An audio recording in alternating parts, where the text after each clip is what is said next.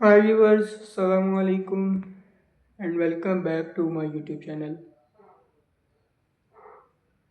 आज की इस वीडियो में हम बात करने जा रहे हैं how does crust and trough are produced in water wave. एक और दफ़ा रिपीट करता हूँ, how crust and trough are produced in water waves.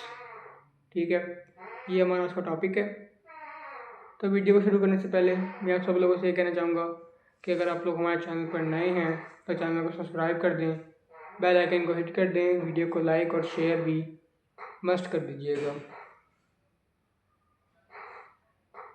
काफ़ी इंपॉर्टेंट शॉर्ट क्वेश्चन के तौर पर ये एग्ज़ाम्स के अंदर आता है। इसका आंसर आपको पता चलूँ, इसका आंसर है dip one end of pencil into a tub of water and move it up and down vertically. यानी वो कहते हैं एक पेंसिल लें आप और एक किसी भी आप पानी के टब के अंदर उसको ऊपर नीचे की तरफ उसको मूव करवाएं। ठीक है, उसमें कहता है a wave is form of crust and trough will produce. यानी वो कहता है एक वेव प्रोड्यूस होगी क्रस्ट एंड ट्रफ की फॉर्म के अंदर। The crust are the highest and the trough are the lowest point of the mean position of the wave. यानी कि मीन पोजिशन से जो हाइएस्ट पॉइंट होगा वो आपका क्रस्ट होगा और जो लोएस्ट पॉइंट होगा वो आपका ट्रफ होगा। ठीक है, उसके बाद बात करते हैं क्वेश्चन की। कहता है how shock absorbs damp vibration. यानी कि शॉक्स कैसे एब्जॉर्ब करती हैं डैम्प वाइब्रेशंस को। इसका आंसर होगा shock absorb consist of a piston moving through oil. यानी वो कहता है शॉक एब्जॉर्बन जो होता है वो एक पिस्टल के ऊपर कंसिस्ट करता है थ्रू ऑयल, यानी कि उसके इर्द गिर्द जो है वो ऑयल काफ़ी लगा हुआ होता है। ठीक है, when car travels over a dump, यानी कि कार किसी भी जब एक खड्डे के ऊपर से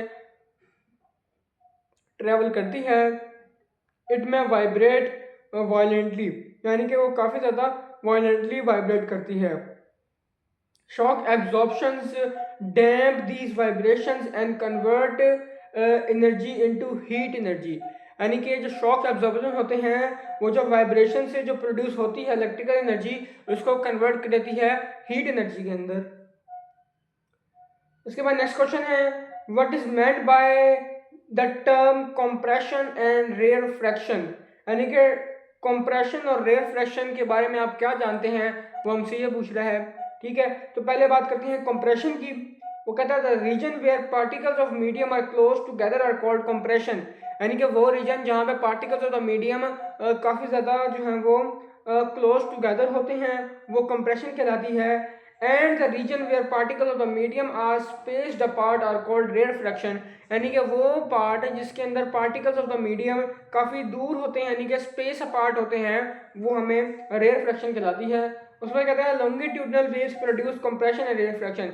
इसकी एग्जांपल हमें लॉन्गिट्यूडनल वेव्स मिल जाती है दोनों की, जो कि कंप्रेशन भी फॉर्म करता है और रेयरफैक्शन भी फॉर्म करता है। ठीक है, इसकी एग्जांपल दोनों की एक ही है जो कि है लॉन्गिट्यूडनल वेव्स। उसके बाद नेक्स्ट क्वेश्चन है डिफरेंशिएट बिटवीन, ये तो हो गया है। उसके बाद नेक्स्ट क्वेश्चन है why longitudinal waves move faster than transverse waves in solids. यानी कि हमसे पूछ रहा है कि लॉन्गिट्यूडनल वेव्स ट्रांसवर्स वेव्स से ज़्यादा तेज क्यों ट्रैवल करते हैं सॉलिड्स के अंदर।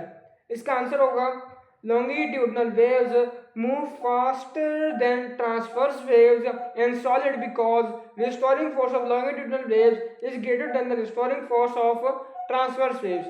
यानी कि इसके अंदर वो ये कहता है कि longitudinal waves फास्टर मूव करते हैं ट्रांसवर्स वेव से इन सॉलिड के अंदर, क्योंकि रिस्टोरिंग फोर्स जो लॉन्गिट्यूडनल वेव्स की रिस्टोरिंग फोर्स होती है वो काफ़ी ज़्यादा होती है as compare to restoring force of transverse waves.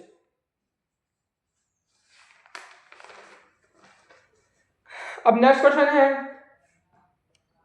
The amount of energy transferred by a wave depend upon which factors. यानी कि हमसे वो फैक्टर्स पूछ रहा है जिसके ऊपर amount of energy transferred by a wave depend करती है।